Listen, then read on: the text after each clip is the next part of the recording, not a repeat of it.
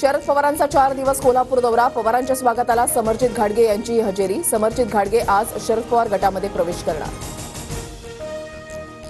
उदय सामंत कुणाचे होऊ शकणार नाहीत. विधानसभेच्या निवडणुकीमध्ये उदय सामंत कमळावर लढतील. राजन साळवींचं विधान.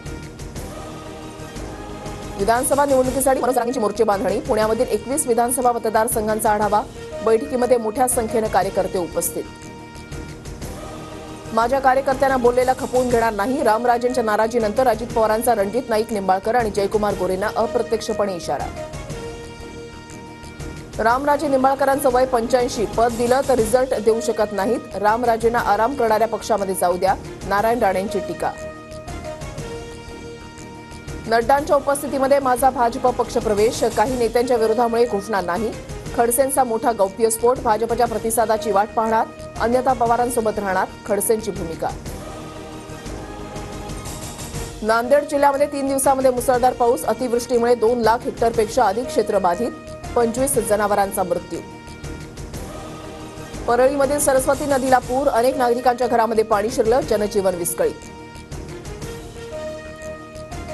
छत्रपती संभाजीनगरच्या वाघूर नदीला पूर. पिकांचं नुकसान. धाड नदीच्या पुरामध्ये बाईकसह चालक वाहून गेल्याची घटना. तर फुलंब्रीमध्ये 45 वर्षीय व्यक्तीही पुरामध्ये वाहून गेला. मराठवाड्यामध्ये पावसाचा जोर कायम. 420 पैकी 284 महसूल मंडळांमध्ये अतिवृष्टी. शेतीचं मोठं नुकसान. तर 2 दिवसात पुरामुळे 6 जण वाहून गेले.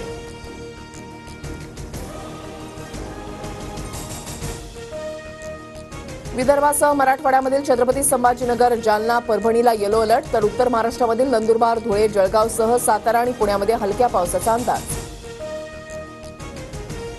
मराठवाड्यामध्ये पावसाचा जोर कायम. 420 पैकी 284 महसूल मंडळांमध्ये अतिवृष्टी. शेतीचं मोठं नुकसान.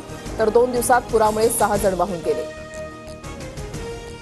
राज्यात गेल्या अनेक वर्षांपासून रखडलेल्या शिक्षकेतर कर्मचारी भरतीचा मार्ग खुला.